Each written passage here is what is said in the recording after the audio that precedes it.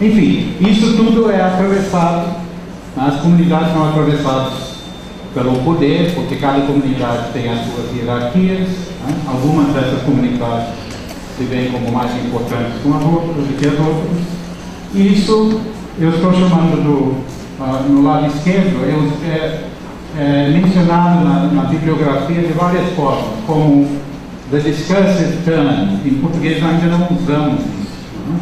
Mas no exterior é bastante usado. The discursive turn, quer dizer que agora nós estamos explicando o mundo em termos da linguagem.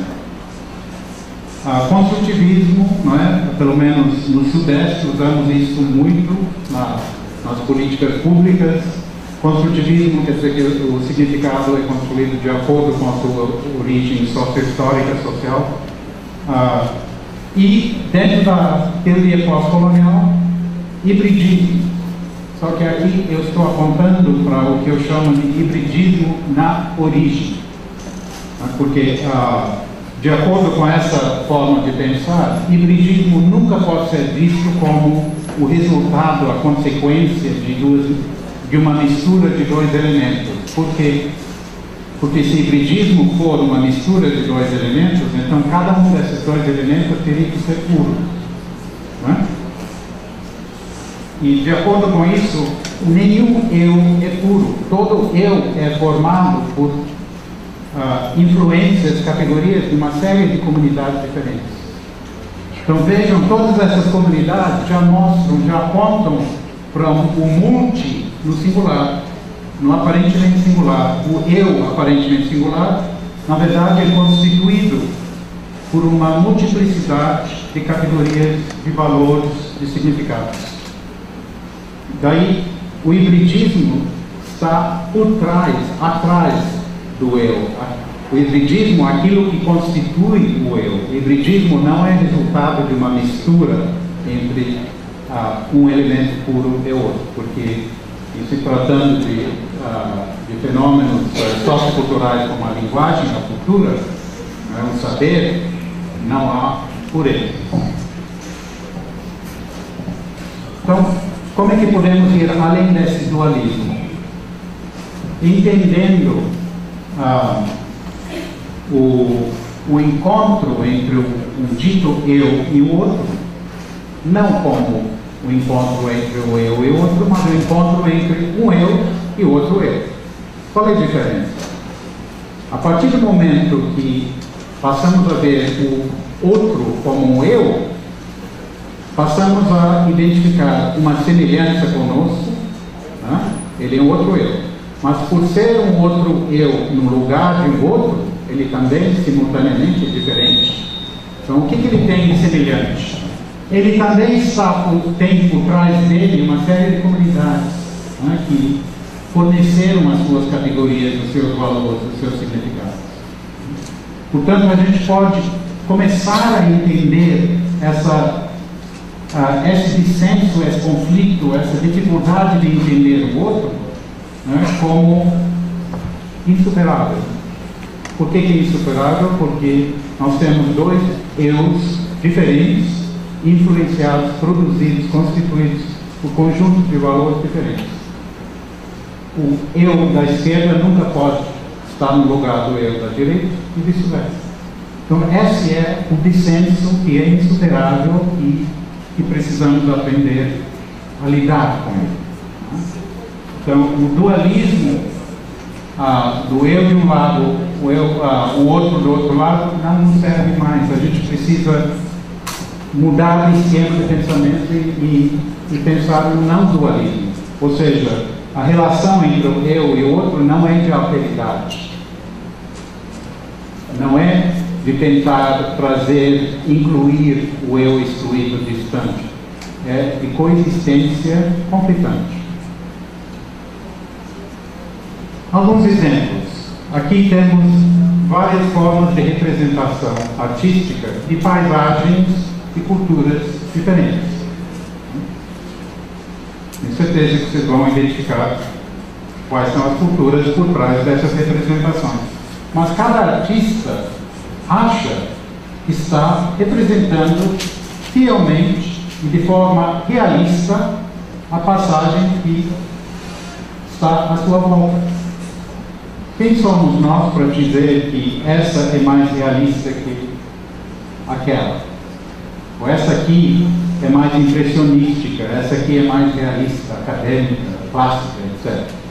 Vai depender da tradição artística representativa de cada um. Então não há essa possibilidade não existe um lugar de fora onde nós podemos nos colocar como juízes neutros, objetivos, e julgar o valor ou o realismo dessas representações. Então, já falei já citei o Biesca quando fala de a relação ética na educação é aprender a responder à diferença. Opa, o que está acontecendo aqui? Eu uso o Mac e na mudança para cá desconfigurou.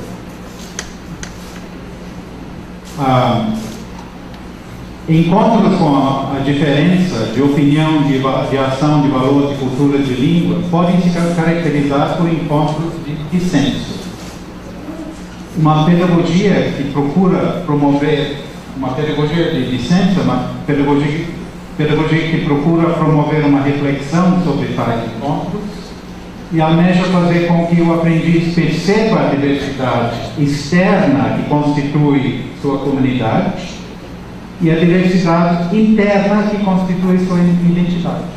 Qual é essa diversidade ou multiplicidade externa e interna?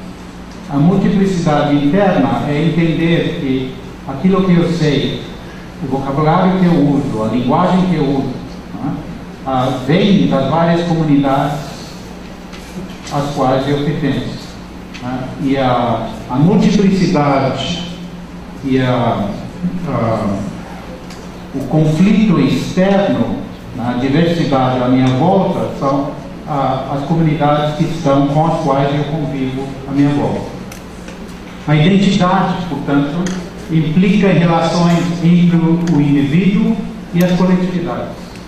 As coletividades de onde ele veio e as coletividades com as quais ele convive.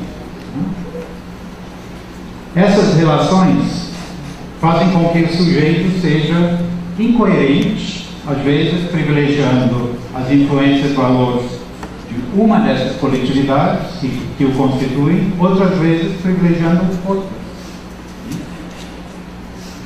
Através desse desafio das certezas,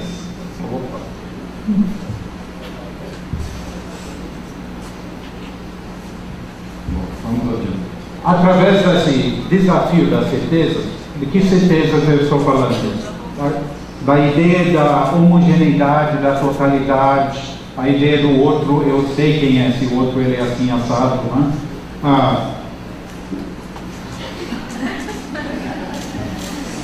Um intervalo, essa é a violência de que eu falo, que quebra a possibilidade de controlar.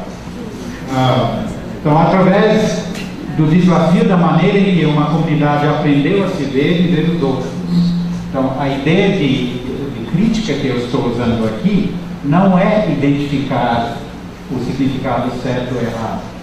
Não é de tentar identificar de onde esse autor está falando e tentar ligar o contexto de produção histórica e cultural do autor com o texto.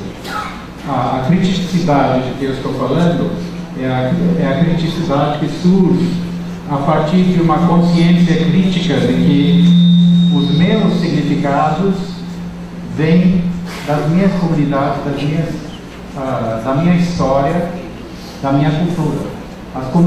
Os significados do outro, idem, vêm de outras comunidades, de outra história. Então, haverá sempre essa impossibilidade, e eu estou exagerando aqui, a impossibilidade de nos entendermos. Mas quando eu falo em impossibilidade, porque eu estou enfatizando a incerteza. Sempre há a possibilidade de tentar entender, mas nunca vamos poder dizer que, já entendi.